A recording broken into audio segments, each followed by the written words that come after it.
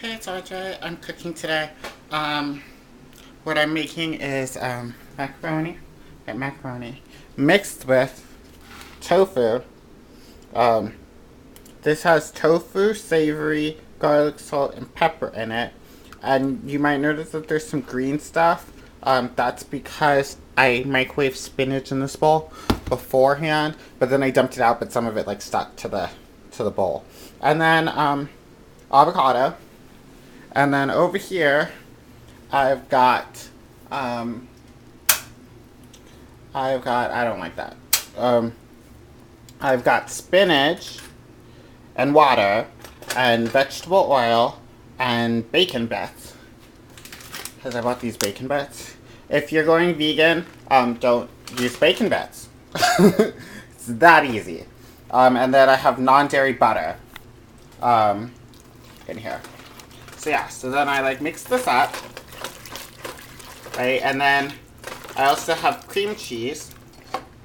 Cream cheese. That's why there's so much water, because I need the cream cheese for the water. But anyway, I don't know where to put this so you can see me. Alright. Use this box right here, and we'll just set this on top of the box. Okay? So I got my bowl, and I'm gonna take a fork. And what I did is I just took the whole block of tofu and I like sliced it like diagonally with the knife. But what I really want is I want it to be like super mushy, like crazy, like all mushed up until it's not in blocks at all anymore. That's why I got the tofu that wasn't the firm one. I got like the normal or like, I don't think it's soft tofu, so I'm not sure if they sell soft tofu at Trader Joe's, like in the container that I bought. But yeah, soft tofu would probably be better for this. But I just got the normal one, or the softest one I could find, I should say. I suppose you could do this with hard tofu, but or firm, I should say. But if you're gonna crumble it anyway, why buy it if it's firm? You know what I mean? That's just gonna make it harder to crumble the damn thing up.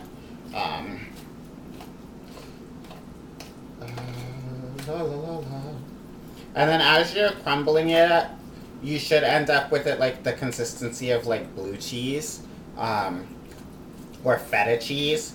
That's the consistency you kind of want it to be at, if not smoother. If you have a food processor, it would probably be a lot easier to use one of those.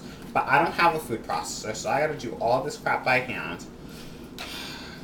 Speaking of which, hi to my mom, because she's mad at me because I cooked curry and everything. I wait until she goes to Maui, and then I cook all this food, and she doesn't get to have any. Yes, that's how it works. Because I'm a bad person like that. But no, I'll make this again when she comes. This isn't too expensive. The tofu is like $2. I'm including tax in that. I'm rounding up. The avocados were $3 for 4. They're like $2.80 something. And then the butter, that's like, it's $3.49 or something like that for the butter that I buy. But I only used like a quarter of the container, so it's like $1. I don't know, 75 cents, something like that.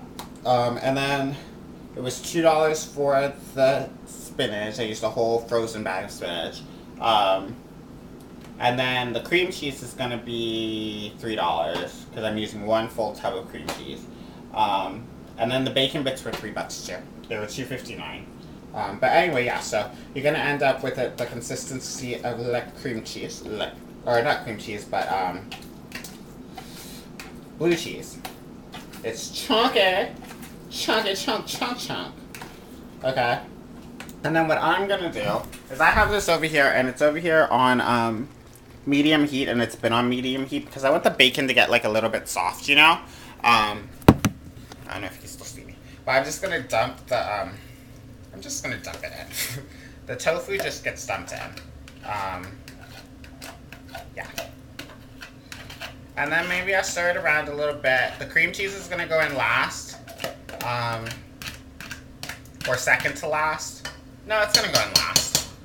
So I put that in, and then, no, the cream cheese is not gonna go in last. The cream cheese is gonna go in, like, second to last. The last thing you want to put in is the macaroni, because I don't want the macaroni to like keep cooking. So anyway, so now I'm stirring. Yeah.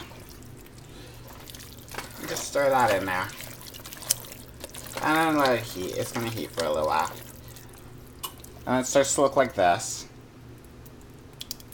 Chunky green stuff. Okay? And then next we're gonna put in the avocados. And hopefully my batteries won't die before I'm done. Yeah, I'm racing against the clock of batteries. So yeah, set that. We're just gonna put the avocado like straight in. Like I always say with avocados, if you're concerned that your avocados might be browning, even if you're not concerned, you should always put them in a bowl first before you put them in your food, just to make sure there aren't any like spots, because avocados get spotty, and you don't want that in your food. But I'm lazy, so I don't always do that. I do it sometimes, but most of the time I don't. If I was cooking with another person, like for their meal and mine, I would probably be a bit more conscious of not, poisoning them or letting them eat stuff that I dropped on the floor. But because I'm not, then I'm just feeding myself. I don't care if I eat stuff that fell on the floor. I'll forget about it anyway. I also have mushrooms that I could have put in here, but there's already a bunch of crap in here. So I don't feel like mushrooms are like a needed ingredient at this point. That is that beeping sound is the microwave telling me that it's been 8 minutes since I put my my fish nuggets in the oven, which is what I'm going to be eating with this. It's kind of like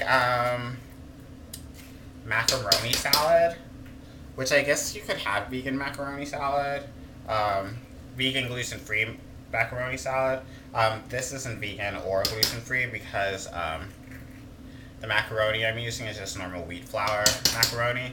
But if you wanted to have it be gluten-free, all you'd have to do is use corn macaroni instead of wheat macaroni.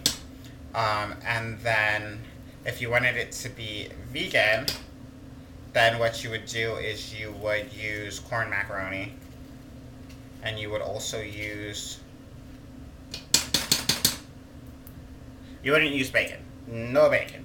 Bacon is bad. Since there isn't any dairy in this, that's not really a problem for me. Or that's not a problem vegan-wise. But yeah, if you had to have some kind of milk, like the clam chowder that I make or the seafood chowder, that's the problem because it calls for milk. Or it calls for heavy cream, and heavy cream is only available in a milk form as far as I know. Soy milk doesn't come, like I found soy creamer, but that's not the same as like heavy cream because it sweetens. Not that soy milk isn't normally sweet, but it's really, really sweet, the soy creamer that I've used, because it's meant for your coffee. Sorry. I'm flipping these things over, and the problem is that my oven, my microwave, my oven is set for 475 degrees for these, and so it's like burning my eyebrows off. This is almost as hot as it is outside my house. No, like seriously, outside my house it's crazy hot, like crazy hot. Like you guys have no idea how hot it is outside my house. It is. You go outside, whew, and like your eyebrows are fucking burning off. Like it's problems.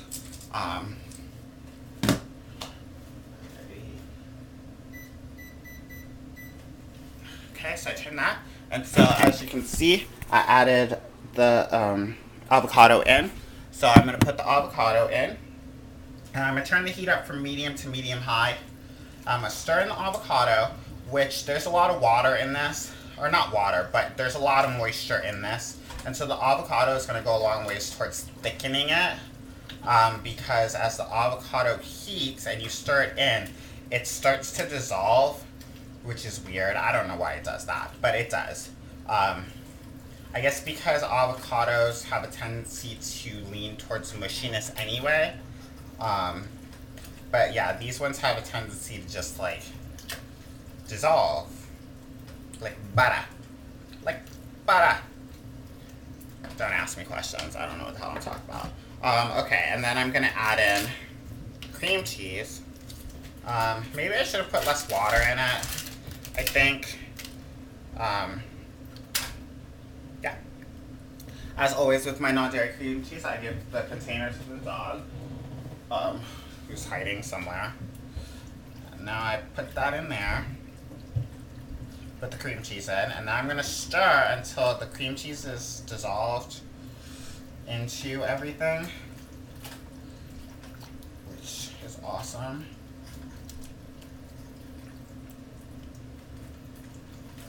And then you end up with something that's really good for like lasagna.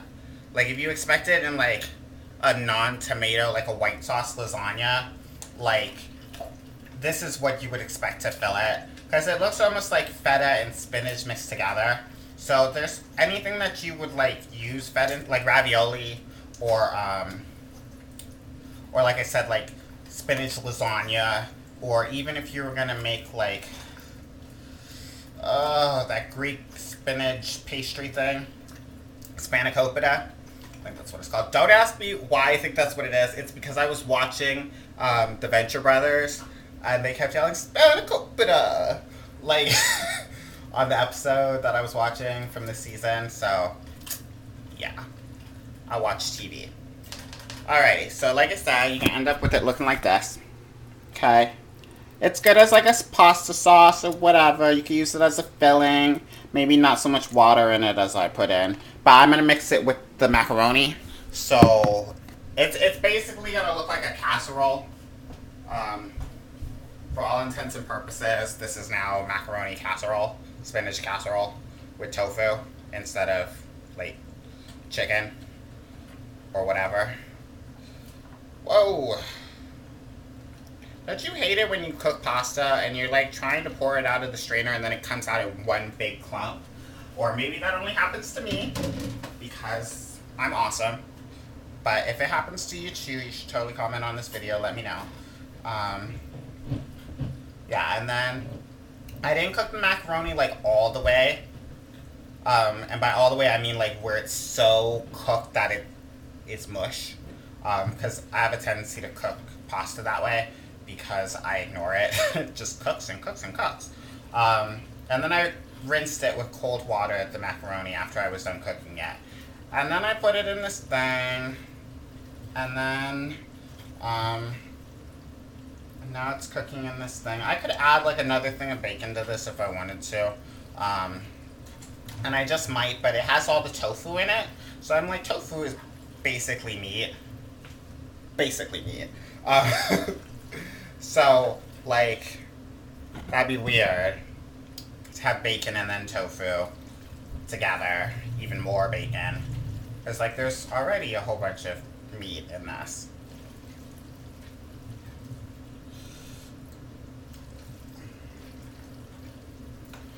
As you can see my spoon, I hold my spoon like this. Because the handle will come off of the spoon, which is a problem. So I have to hold it so that the tongue part doesn't come off of the spoon. Yeah, so you guys to serve this as like a pasta salad, I guess. You could chill it. It doesn't have any vinegar in it. But I guess you could add like olives to it or something. Make it all Greek or Italiano, whatever. Not really Italian. Because I don't think pesto is Italian. I think pesto is Greek. Or something like that. But yeah, you could eat this with like olives, large brown olives. Cool it down, add a little bit of vinegar to it. Probably be good. Alright, so this is what it looks like. Yummy. Yummy. Ooh. If you use different consistencies of that stuff, I don't know what it's called. That's delicious. Tofu. Different consistencies of tofu. Then you might end up with like more of a potato max out. I'm adding salt, if you're wondering what I'm doing. I love salt. Salt is wonderful. It makes my world go round. And I'm going to add a little bit of pepper. Like so. But yes, I added a lot of salt. I love salt, okay? It's not going to change how it looks. It's just going to add a little bit more taste to bring out the flavor of the avocado. Because I find that salt and avocado goes really, really well together for all that it's a fruit. Yeah, it goes really well if you add salt to it. Garlic salt and maybe like a little bit of oil. It adds to like the creaminess of it, and then you add like a hint of pepper. Really brings out the flavor. You can just eat raw avocado like that, which I do sometimes. Just salt and pepper and avocado drizzled with oil. Vegetable oil, not olive oil, because in all honesty, I don't really like olive oil too much because I don't like olives. Yeah, that's just how I do. But if you do like olives, then go ahead and do that. I like garlic olive oil, but only because I feel the garlic overpowers the olive oily taste. But yeah, you can use any type of oil which flows your boat. This would probably be really good with garlic olive oil or garlic butter, instead of just regular butter or whatever. But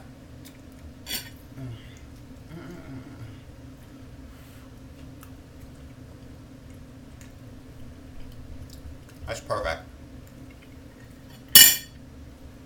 Whew. Delicious. I hope you guys like it. Smooches. Bye bye.